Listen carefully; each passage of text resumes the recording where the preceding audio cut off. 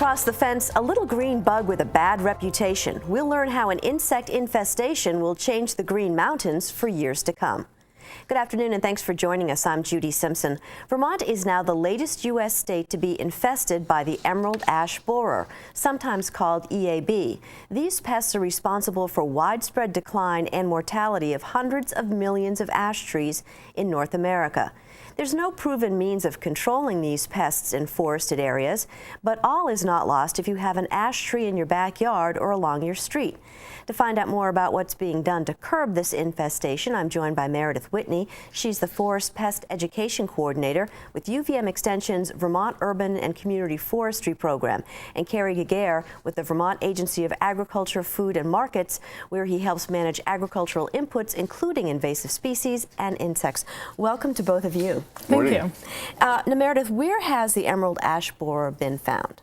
So in Vermont, the emerald ash borer has been found in Washington, Caledonia, and Orange counties. It was first spotted in the town of Orange by a consulting forester who was updating a management plan. And since then, the state has been doing a delineation survey to determine the extent of the infestation, and they've also found it in Barry. Sorry. That's okay. In Barry, Groton, and in Plainfield. Okay. And so, Carrie, how's the state responded to this infestation? So the Department of Forest Parks and Recreation, as well as the entomologists from the Agency of Ag and other Agency of Ag staff, have been out delineating the area, looking for more emerald ash borer infestation. And we've also joined 31 other states in the country in declaring a quarantine. Mm-hmm. And so we don't want to alarm people. Is there a chance that EAB is in other areas of Vermont but hasn't been discovered yet? There is. EAB could be in other places in Vermont, and the message that folks are getting out is one of, check your trees. Years ago, I don't know if people started seeing the purple traps. Those hanging from trees, yep. Correct. And those were early detection of emerald ash borer. It's here now. We didn't find it with those traps, but we did find it when we noticed the symptoms on the trees. So, Meredith, what's being done to control the spread of EAB in Vermont? Yeah, so beyond the fact that Vermont has joined the federal quarantine, there's also an initiative to slow the spread of wood products that might be infested. So the thing that everybody can do is be thoughtful about where you buy and burn your firewood. So transportation of firewood is an easy way for the insect to move. On its own, the emerald ash borer will fly maybe 1 or 2 miles in its lifetime. Mm-hmm. They're not big migrators. No, but we help them out a great deal. Now, there are signs along roadways about not moving firewood. Talk a little bit about why that's so important. Yeah, so the signs that you see are actually on the border of what we're calling the infested area in the state. And so those signs are suggesting that any ash wood, firewood especially, because that's something everyone has the ability to move, that is within that infested area should not go past that. Okay. So if you're planning on camping in these areas, the best thing to do is to buy your wood there, right? Yes.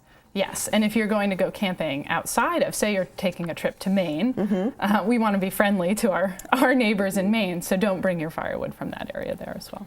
And Maine is one of the states where emerald ash borer hasn't been found, so moving firewood from the infested area to Maine would violate that quarantine. And so let's remind our viewers what an ash tree looks like for folks who don't know, so they can identify the wood or the tree itself. Yes, absolutely. So the picture that you see here, it's obviously an ash tree before the leaves have come out. This is not a dead tree, but ash trees are often planted along streets and in neighborhoods. And when they're planted in an open area like this is about the growth form that you would see. An ash tree has opposite branching. So on trees, the branches are, for the most part, either alternate or oppositely branched. Okay. And in an ash tree, they'll be oppositely arranged on the stem. Okay. The other things that you can look for are the bark of ash trees is really distinct. It has these deep diamond-shaped grooves. And the leaves also, this is now time where we can start looking at leaves. They're what we call a compound leaf. So the leaf you see in the picture here is all one leaf made up of individual leaflets. Oh, interesting. So you can think of it as what falls off of the tree. So the stem on that leaf in the image is what would fall off the tree and fall. So that's a pretty easy way to tell what the tree is. Yes, yes. So Carrie, do we know how many ash trees are in Vermont, or what's the percentage of forest in the ash? There are some estimates. We can't predict how many ash trees are in Vermont. We like to throw on 5%. 5% yeah. is what the foresters give us. 5% of our forest cover is potentially ash, but it's not in clumps. It's spread out throughout the forest. And so you mentioned earlier too that a lot of cities and towns have planted ash trees. They're really common in cities and towns and so forth. Have any of those trees been identified as being infected yet, or? Not that we're aware of. Many of the towns where we found the infestation actually are in quite rural and forested areas. But there are some towns, Williston is actually one of them, that has been proactively removing their ash trees. Really? And replanting. Okay. So. And so what does the emerald ash borer look like? How do you know if a tree is infected, and how does it actually kill a tree? Yes, now is the time. The adult beetles will actually start to emerge at the end of May. In early June, we can start to see them. And they are this very shiny green color, but they are so tiny. And your chances of seeing an adult emerald ash borer in Vermont, I would say, are pretty slim, unless the area is heavily infested. So instead, we recommend that you look for other things. These galleries, this is what the larval stage of the insect kills the tree. Okay. It tunnels in the inner bark, and it cuts off the flow of carbohydrates and water. And it leaves behind this S-shaped pattern. It's very serpentine. So if you see these S-shaped galleries on an ash tree, then you're likely to have emerald ash borer. But before you even see those galleries, some of the easier things to look for would be signs of woodpecker. Woodpeckers, it turns out, are better at finding EAB than we are. So look for this kind of, we call it, it's like a blonding or a flecking. The woodpeckers are taking the outer layer of bark off the tree, makes the tree look a little lighter in color, and then every now and then there will be a little strike where the woodpecker has gone in to eat the larvae. Interesting. And so is that, that's actually a pretty easy way to see if there's any damage to a tree. You don't have to necessarily look up at the canopy or anything. Right, you can definitely, and I suggest starting in the canopy just to notice if things are looking funny. Maybe there's a tree in your yard, you look at it every day, and all of a sudden some of it is dead, or the leaves aren't coming back the same way they used to. Then I would go a little closer and start to look for those woodpecker signs, cracks in the bark, those galleries underneath the bark if you can. But once again, it's not the emerald ash borer that you're looking for necessarily, because it's the larvae that does the damage. The larvae that do the damage, and they actually leave us with an obvious imprint. So. Right. Yeah. So Carrie, what's the advice for homeowners who have ash trees? Well, first of all, keep an eye on your ash tree. Look for the signs and symptoms that we just heard about. Keep an eye out for woodpeckers, for one. Be aware of how close you are to the infested area. So folks in Orange County, Barre area, should be looking at their ash trees in their backyard in the upcoming months. Should homeowners, I mean, obviously you don't want people pulling bark off trees, that's not good. Right. But what do homeowners do who have an infestation maybe in one of their trees? Well, if they decide to keep an ash tree in the yard, there's some sentimental value. You really like the tree, it's holding up it's your best hammock spot or whatever. There are options. The agency would recommend calling a professional pesticide application specialist. The certified applicators have specialized equipment sort of to do either tree injection or other treatments to protect the tree. And if you are in an infested area, when emerald ash borer arrives, that treatment's going to be annually. Ongoing. For the life of the tree. Yeah. Is there anything a homeowner can do to protect a tree that hasn't been infected yet? Yeah, so if it hasn't been infected, I think that's a little bit of this option to use an insecticide product and hire an arborist to make that. What are you hearing from folks? Are people really worried about this? Do you think that people really realize that this is a big threat? I think it's a mixed bag, but for the most part, from outreach events that I've done, the state is fairly aware. I think those purple traps have really contributed to folks being aware of the issue. And people care about their trees so much in the state. I was just at a presentation, and a homeowner at the end said, "Would you come and look at my trees?" And he has some prized ash trees in his yard. So I think that the fact that people, they're concerned that they would be losing something that's very important to them makes this issue. Yeah. And there are some insecticides other than the neonicotinoids that are concerning people about pollinators. Right. That there are 2 other options for active ingredients, and we're suggesting to the commercial applicators that they go that route instead. Now, is there contact information for folks if they're interested in finding out more about this pest and how to protect their trees? Yeah, so the best place to start would probably be the vtinvasives.org website. This is a website that we're going to be updating with information on everything under the sun to do with emerald ash borer, latest finds, information for homeowners, information for forest landowners. And then if you think that you found EAB, you can go to vtinvasives.org, or you can also call that phone number, which is 1-866-322-4512.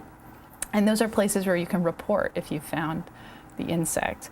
What we ask is if you think you found EAB, if you could please get a sample or a photograph of what you're seeing, or if you see signs or symptoms on the tree, a photograph or a sample of that is the best way to go. And then when you go to these 2 sources, we can make sure if it is or is not.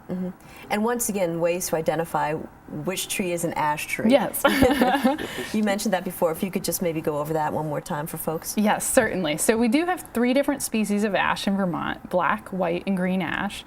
But for the most part, they'll all have that opposite branching. That's the thing to look for, and that compound leaf. Right. So look for a tree that is oppositely branched and that has a leaf that's made up of individual leaflets. Okay. And there will be about 5 to 11 leaflets on those, as opposed to some other species that might have 3. Okay, so more than less. Yes, yeah, definitely.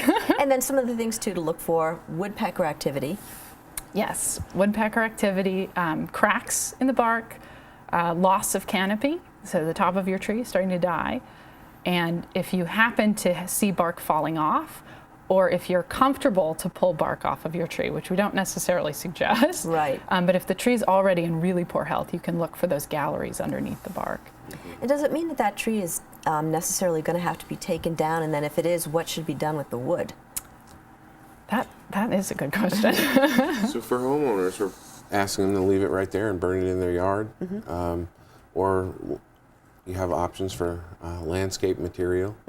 But leave it on site is what we're asking folks.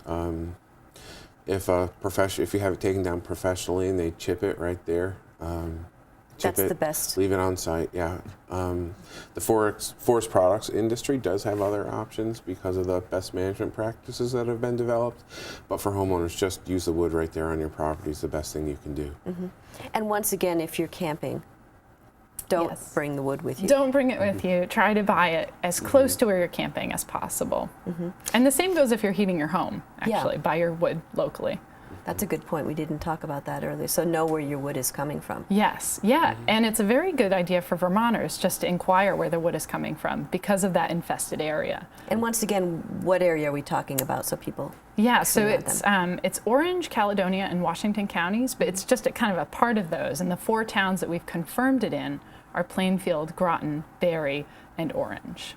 And once again, the main mode of transportation for these creatures is not necessarily great migration, but hitchhiking. It is, yes. They're very good hitchhikers. So once again, can you give us the contact information if people want more information on this subject and what they can do to help protect their trees? Yes, so if you want more information, go to vtinvasives.org.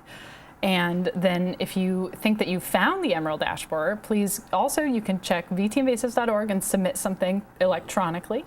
But you can also call the hotline at 1-866-322-4512.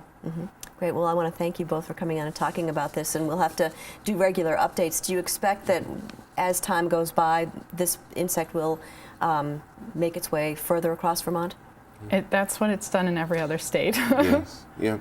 Okay. Well, thanks a lot for joining us. Yes, thank you. That's our program for today. I'm Judy Simpson. I'll see you again next time on Across the Fence.